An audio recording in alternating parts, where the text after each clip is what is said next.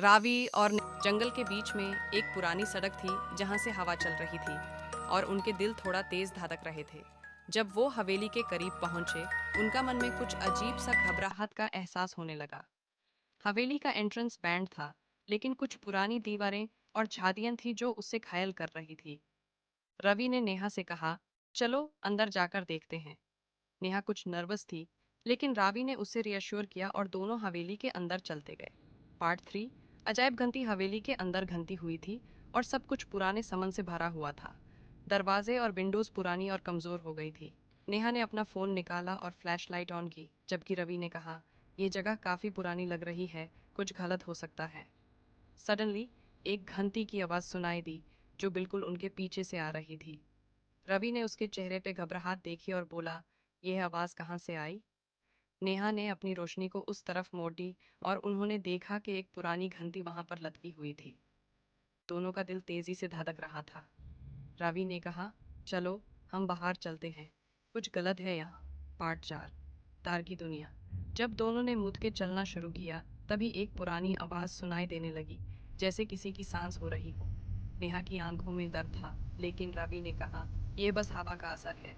पर जब उन्होंने देखा, वो आवाज बढ़ रही थी और ये लगा कि कोई उनके पीछे आ रहा हो। उन्होंने अपने कदम तेज किए, लेकिन जैसे जैसे वो दूर जा रहे थे, उनको लगने लगा कि वो हवेली के अंदर से बाहर नहीं निकल पाएंगे। रवि ने नेहा से कहा, कुछ तो गलत है, हम कभी इस हवेली में नहीं आए थे, ये कुछ अजीब है। पार्ट 5। खौफ की इंतहा। दोनों ने फाइनली बाहर की तरफ भागना शुरू किया, लेकिन उनको एक भयंकर चेहरा दिखाई दिया। एक भटकती रूह उनके सामने खड़ी थी, जिसमें खून लगा था और आंखों से इतना गुस्सा था कि उनका दिल थोड़ा और तेज धड़कने लगा। उन्होंने देखा कि वो रूह उन्हें धीरे धीरे अपनी तरफ खींच रही थी। नेहा ने रावी को जोर से धक्का दिया और कहा, भागो जल्दी।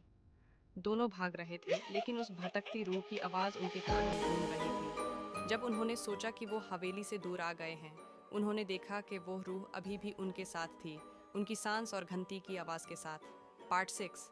अंधेरों में सूरत। रवि और नेहा फाइनली अपनी गाड़ी तक पहुंचे, लेकिन जब उन्होंने गाड़ी स्टार्ट करने की कोशिश की, उनको यह लगा कि कोई उन्हें देख रहा है। उन्होंने देखा कि वो रूह उनकी गाड़ी के पास आई थी।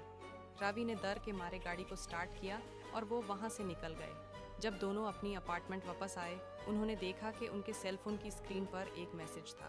उस मैसेज में लिखा था, मैंने तुम दोनों को छोड़ दिया है, लेकिन तुम्हारे साथ मैं हूँ। नेहा का चेहरा पाले हो गया और रावी ने कहा, हमने जो देखा वो सच था, वो रूह हमारे साथ है। कुछ दिन बाद रावी और नेहा ने डिसाइड किया कि वो उस हवेली के बारे में कभी भी बात नहीं करेंगे, लेकिन उनके अंदर एक खौफ छुप गया था जो कभी भी उन्हें चैन से सोने नहीं दे रहा था।